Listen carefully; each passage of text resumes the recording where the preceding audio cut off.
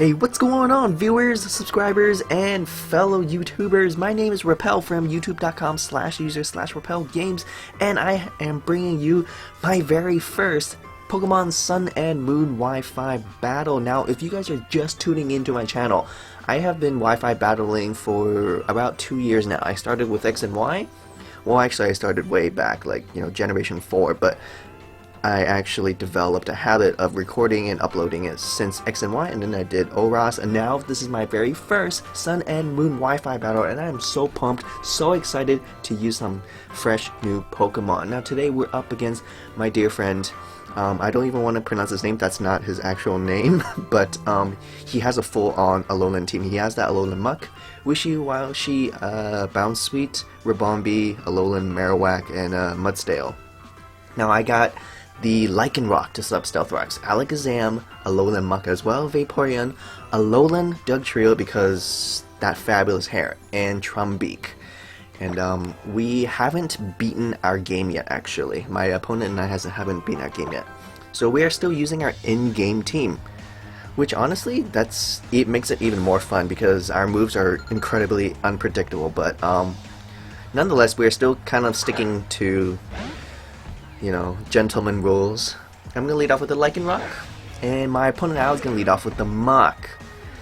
I don't know what this Muk can do. Now I know what my Muk can do, but I don't know what his Muk can do. I don't care. I'm gonna go for Stealth Fox. I'm actually carrying the Focus Sash on my Lycanroc, so he can do whatever he wants. Turns out he's gonna set up right off the bat and goes for Acid Armor, which actually that's a really good move because Muk has such high HP, special defense, and if you just give him Acid Armor, now he has really high defense. I'm switching out. So, I'm going to go into my Vaporeon. I don't have Roar, but I figured, if anything, I have to just burn it, because I really don't want him to just keep going for Acid Armor, so I need to burn it. But he actually gets a Poison, and another attack will actually kill me.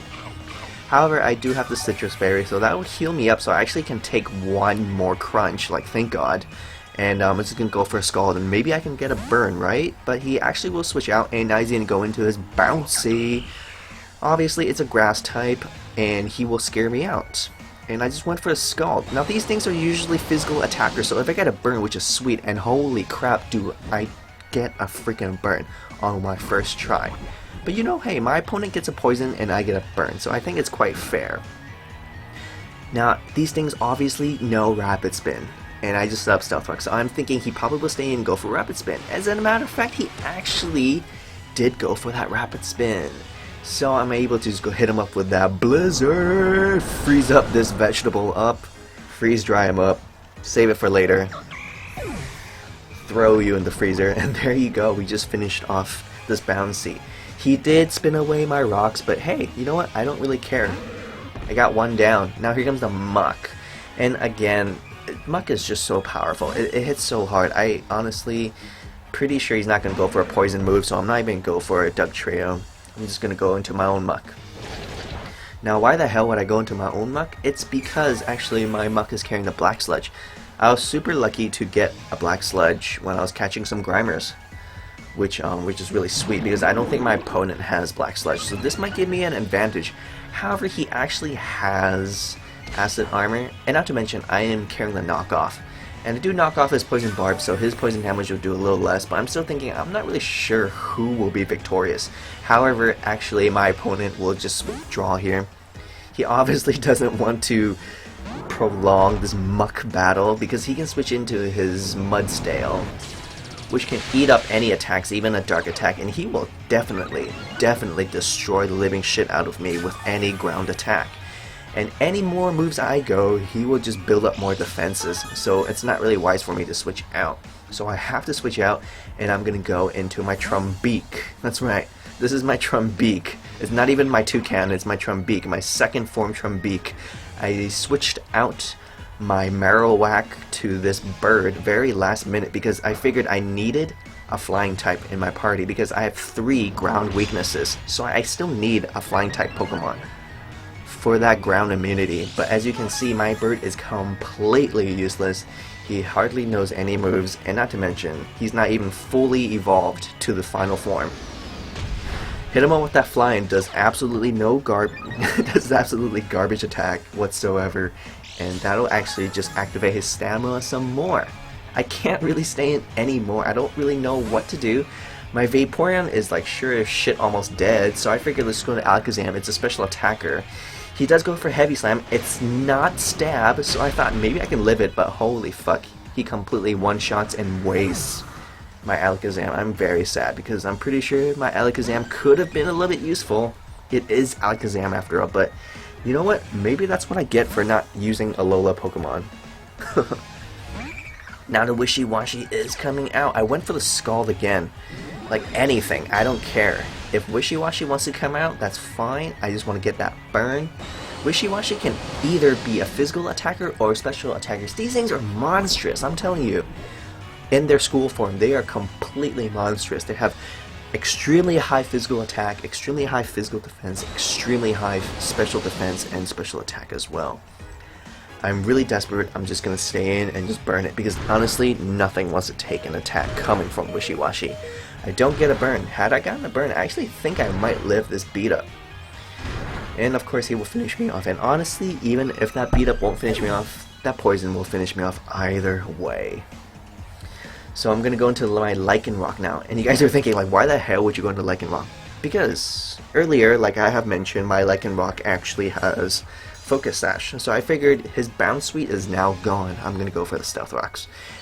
And here we go. Holy fuck, ladies and gentlemen. Ladies and gentlemen. We're about to witness God's ultimate wrath. Wishiwashi's most powerful attack, Hydro fucking Vortex. Like, holy fuck. Look at this sick ass animation. You guys have probably seen it a billion times, but come on, it just looks so frightening with that Wishiwashi. However, I live with 1 HP, so sucks for my opponent for wasting that move, and now I'm gonna go for a Stone Edge, and actually, it actually finishes it off. I'm very surprised. Wishiwashi has really high defense, but then I think about it, Lycanroc attack is pretty darn strong as well. Ribombee is coming out. Now this thing is the fastest thing in this whole battle. We don't have Choice Scarf, and he will actually outspeed my Lycanroc. My Lycanroc was actually my fastest thing as well, and I'm going to bring out my second fastest thing, my Dugtrio, but that's not the point. Since Alola Dugtrio is now ground and steel, I can comfortably send it out and scare it away. I'm actually going to go for Iron Head in case he stays in, but he actually goes into Marowak, which is fine. It's thanks to my Stealth Rocks. You know, this Marowak would not appreciate an Iron Head and an Earthquake. He curses my Iron Head though, so that's pretty awesome actually. Curse Body Marowak. It's actually pretty darn useful. I personally run a Lightning Rod Marowak just because I prefer the electric immunity. But as you can see, I actually finished off with the Earthquake, and now the Mudsdale is coming out. Now Mudsdale will actually eat up one Earthquake. No joke about it. Mudsdale is a fucking wall. So here we go. I have to go Super Saiyan. Bring out my own ultimate form right here. My Ground DMZ. Activate Dugtrio's Z power, and it will unleash his ultimate Tectonic Rage. That's right, ladies and gentlemen. Alola Dugtrio's most powerful ground type move. Look at this. He sends Mudsdale into the center of Earth. Like, I'm not even sure if that's a ground type move. It should be a fire move.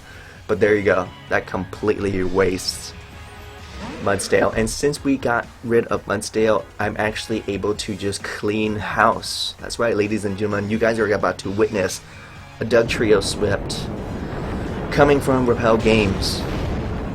Honestly, it's really thanks to those Stealth Rocks. These Stealth Rocks have played a huge part. Had it not been those Stealth Rocks, I'm pretty sure Dugtrio would not successfully clean and sweep my opponent's team. Ribombee is my opponent's last Pokemon. He actually is still faster than me. He goes for a Stun Spore, which is actually his best move, hoping for that Para Hacks. Unfortunately for him, he does not get no Para Hacks today, no sir. And he will actually just go down to the Iron Head. So, Alola Dugtrio, there you go. Thank you, my good friend, opponent. I don't even want to pronounce your name. But anyway, that was a really, really great battle. And, of course, this is my very first Pokemon Sun and Moon battle. So, viewers, if you guys enjoyed this battle, please leave a like. It really shows that encouragement so that I can keep these Sun and Moon Wi-Fi battles coming at you as soon as I can. So please keep your eyes peeled for Wi-Fi battle number 2 very soon. Remember to like, comment, and subscribe. Have a wonderful day.